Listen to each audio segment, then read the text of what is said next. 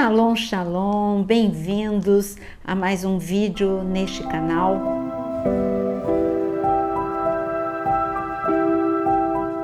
Você que ama estudar a palavra de Deus, agora nós temos uma novidade também.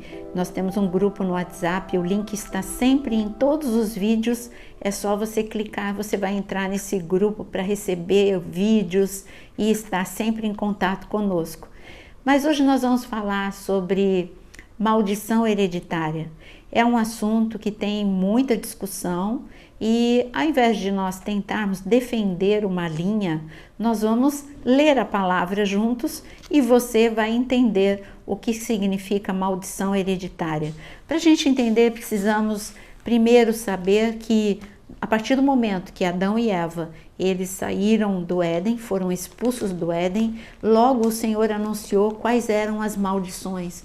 A maldição de trabalhar suando e sendo infrutífero, porque seria com cardos e abrolhos, como está escrito na palavra. Enfim, o Senhor dá uma listagem ali de maldição para Adão e Eva e para a serpente. No Antigo Testamento, o Senhor ele deixou bem claro que existe bênção e existe maldição. Certa ocasião, um grande homem de Deus, um judeu convertido, que é um judeu messiânico, que aceita Jesus como o Messias, ele me disse o seguinte, estando lá em Israel, ele disse assim: tudo que é excesso ou falta é maldição. Bênção é a medida certa. E eu parei, ele viu que eu não tinha entendido e ele falou assim, por exemplo, a chuva. A chuva, se tem chuva demais, não é bênção. Se tem pouca chuva ou nenhuma chuva, também não é bênção. A bênção está na medida certa da chuva. E é verdade.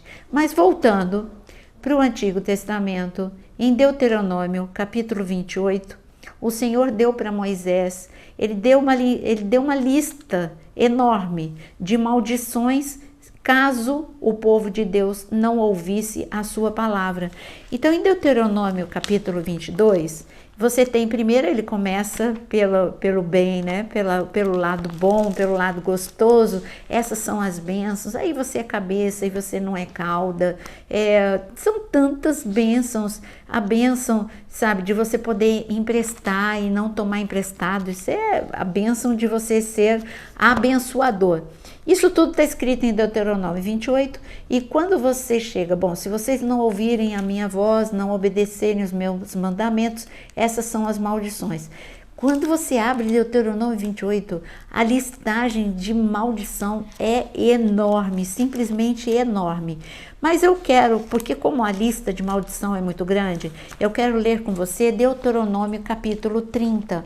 Deuteronômio capítulo 30, no versículo 19, o Senhor resume dessa forma para a gente. Hoje tomo o céu e a terra por testemunhas contra vocês, que eu lhes propus a vida e a morte, a bênção e a maldição.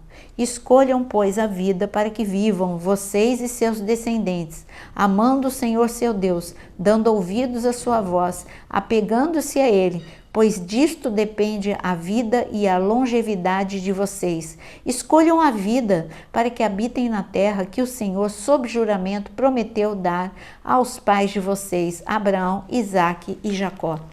Ele deixou bem claro para nós que é uma questão de escolha. Ouço a Deus, obedeço a Deus ou não. Se eu ando nos caminhos do Senhor, eu terei a bênção, se não, eu terei a maldição. Então, existe bênção, existe maldição, mas nós estamos falando sobre maldição hereditária. Quando eu falo de maldição hereditária, eu estou dizendo de uma maldição específica que vai de geração em geração, como, por exemplo, na família de Judá.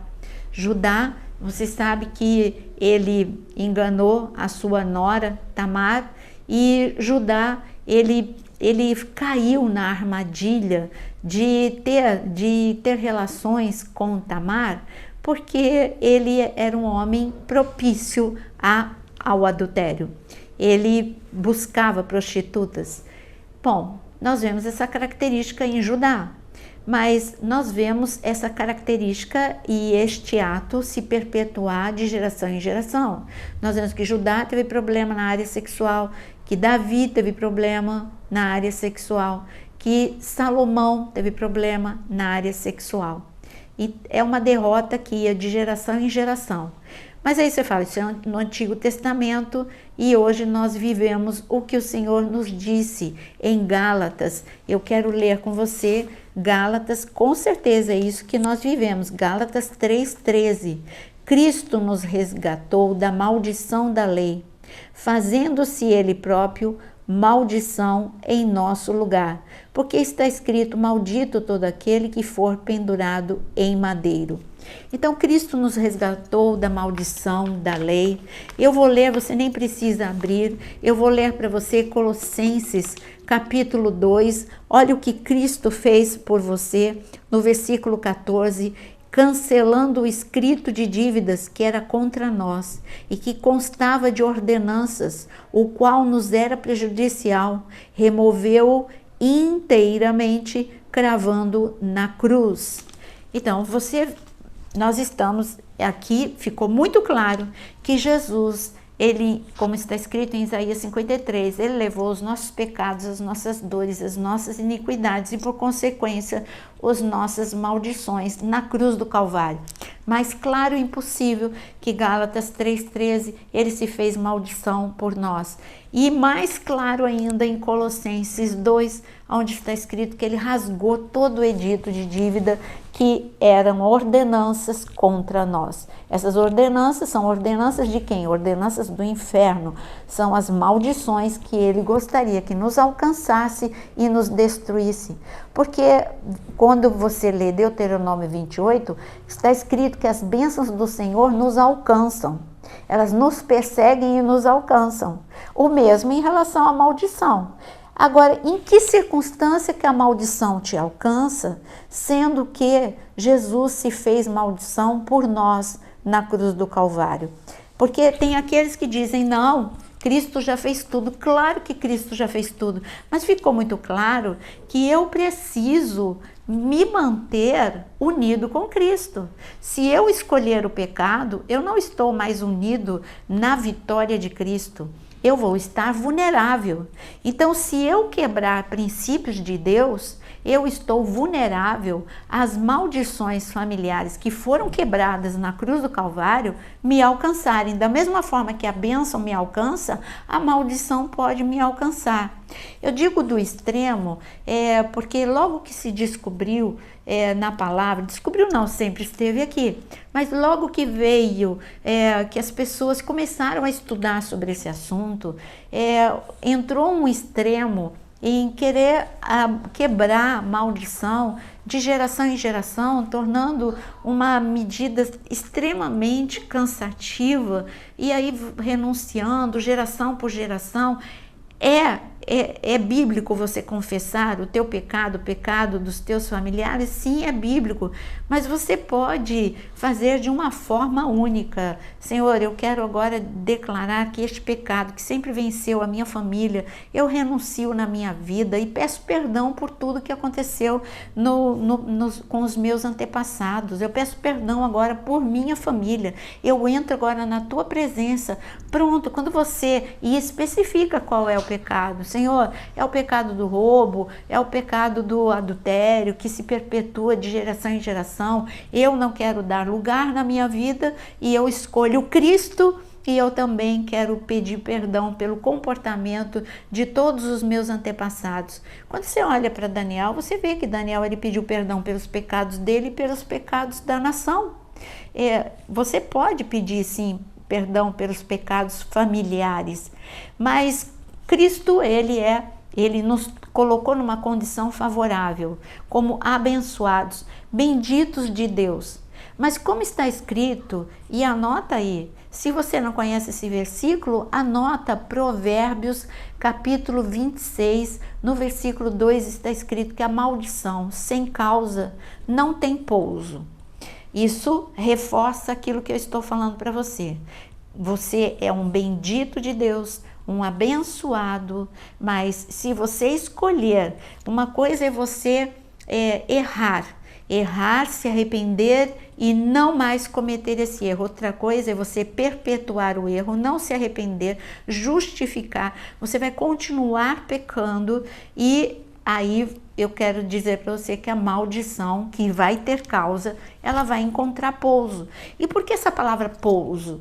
Porque Deus, ele em Zacarias capítulo 5, eu quero mostrar para vocês uma passagem muito interessante, onde o Senhor mostra uma visão para o profeta Zacarias e está escrito o seguinte: tornei a levantar os olhos, Zacarias 5, versículo 1. Tornei a levantar os olhos e vi, e eis um livro em forma de rolo que voava. E o anjo me perguntou: o que você está vendo? E eu respondi: vejo um rolo voando, que tem 9 metros de comprimento e 4,5 metros de largura. Então ele me disse: esta é a maldição que sai pela face de toda a terra, porque quem roubar será expulso segundo a maldição, quem jurar falsamente será expulso também segundo a mesma maldição. Enviarei essa maldição, diz o Senhor dos Exércitos, e farei entrar na casa do ladrão, na casa do que jurar falsamente pelo meu nome. Ela ficará nessas casas e consumirá a sua madeira e as suas pedras. Por isso que está escrito em Provérbios que a maldição sem causa não tem pouso, porque Deus mostrou, não que seja, essa é uma figura, mas Deus mostrou para o profeta, ele chamou a atenção aquele rolo voando e ele perguntou: o que é esse rolo, Senhor? É a maldição que está voando, a maldição que está por aí.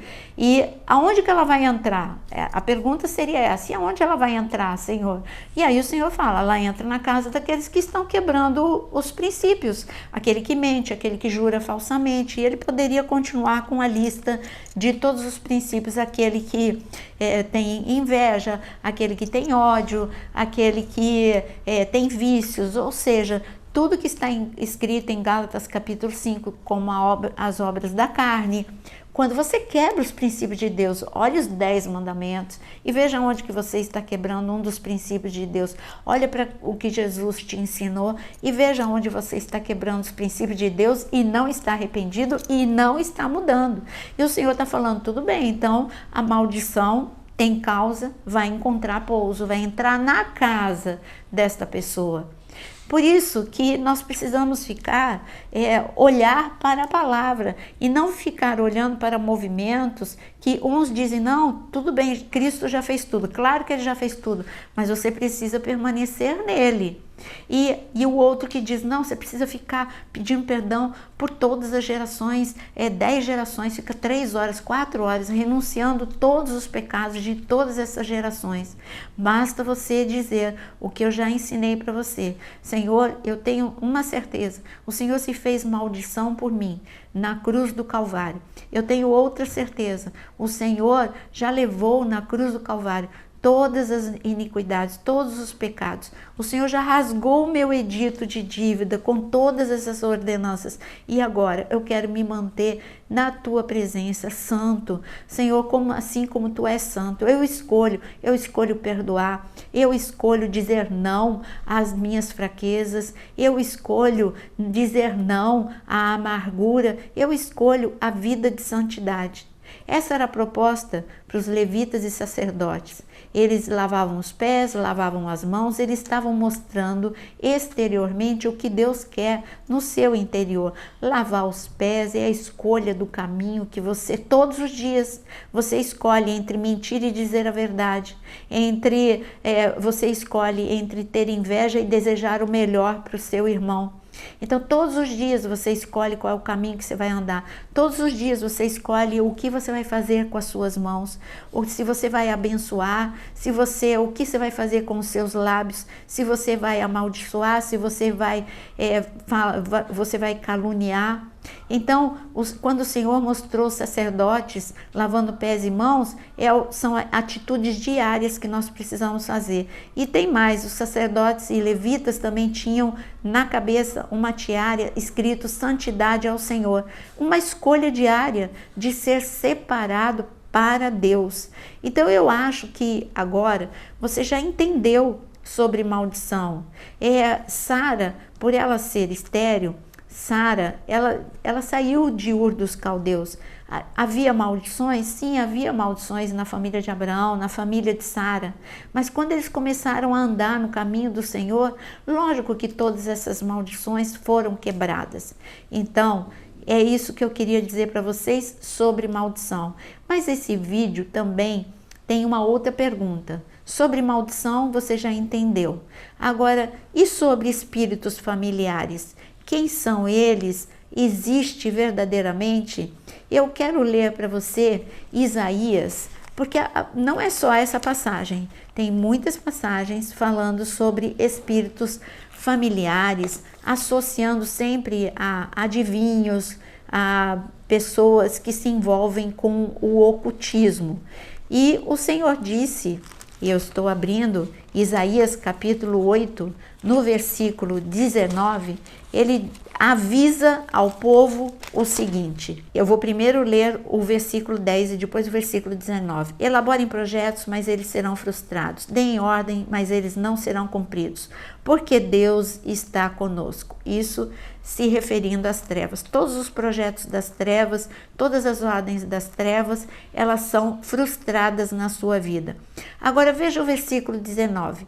Consultem os médiuns e os adivinhos que sussurram e murmuram. Será que um povo não deveria consultar o seu Deus a favor dos vivos? Se consultarão os mortos? Aqui em outras traduções está falando sobre consultem os médiuns e também aqueles que servem a espíritos familiares. Tem muitas passagens que ao invés de adivinho fala de espíritos familiares. Por quê? Porque Satanás ele tem um exército limitado. Ele não tem, quem tem milhares de milhares, milhões de milhões de anjos é o Senhor. O exército de Deus é infinitamente maior do que o exército das trevas. Não esqueça que foi um pequeno número em relação ao grande número de anjos que caiu junto com Satanás. E então por ele ter um exército pequeno e ter o mundo inteiro para atacar, ele tem um exército organizado. E como ele organiza? Ele organiza que os demônios eles trabalhem por famílias. Então, eles se organizam. Ó, você vai pesquisar, você vai observar esta família e ver quais são as suas fraquezas, vocês, esta outra família. Então, é por isso que depois, quando as pessoas morrem, porque ao morto é dado morrer uma só vez, então aí fala, mas como assim? Mas eu fui consultar adivinhos e eles falaram com a voz do meu pai, falando que coisas que só eu e meu pai sabíamos. Por quê? Porque o mundo espiritual ele é real. Assim como nós estamos falando agora e tem anjos escutando, anjos aí na sua casa, onde você está, também tem demônios observadores, que eles observam, assim como em toda guerra, o inimigo precisa observar os pontos fracos para atacar o seu inimigo, mas o seu adversário. Ele precisa analisar os pontos fracos. Assim também é a nossa guerra com o mundo das trevas. Ele analisa os pontos fracos. Então, quando ele fala de espíritos familiares, são espíritos familiares que de geração em geração naquela família são demônios que foram destacados para observar e repetir naqueles que dão causa para repetir a maldição, pecados na área, nos vícios, ou no divórcio, ou na área, como foi dito, na área sexual. Então são demônios que de geração em geração vão visitando as gerações, porque nunca foi quebrado, porque ninguém nunca tinha dito, olha, na autoridade do nome de Jesus, Jesus entrou nessa família e Cristo levou todas as maldições desta família na cruz do Calvário. E eu declaro que esta família é santificada, está santa ao Senhor e permanecer nessa santidade. Então é isso que eu queria te explicar sobre maldição familiar, espíritos familiares. Escolha, como o Senhor disse em Deuteronômio 30, escolha a vida e escolha a bênção. Escolha viver na presença de Deus e usufruir tudo que Cristo fez por nós e deixou por nós. Também não esqueça o seguinte, quando o Josué, ele venceu todos os reis da terra. E Josué é uma sombra de Jesus. Jesus venceu todos os poderes, principados e potestades. Josué deu uma ordem às tribos e ele disse para eles entrarem na terra prometida e eliminarem todos os inimigos e não conviver com o inimigo. Mas o que as tribos fizeram, mesmo depois de Josué ter vencido os reis da terra, eles entraram na sua herança e a maior parte das tribos conviveram com os inimigos. E o Senhor avisou, se você conviver com os inimigos, eles vão ser como espinho na sua carne.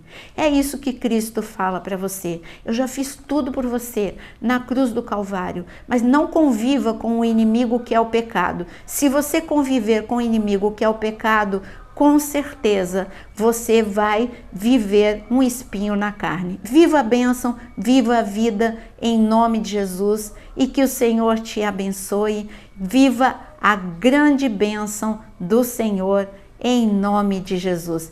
Bom, eu queria dar mais um aviso para você. O aviso é que agora, no início eu falei que tem um grupo no WhatsApp e está fixado, no comentário fixado tem o link. Mas eu quero também dizer para você que tem um novo perfil do meu Instagram, Naira Pedrini Oficial, e também compartilhe esse vídeo para todas as pessoas que têm dúvidas sobre este assunto. E até o nosso próximo vídeo. Que o Senhor te abençoe.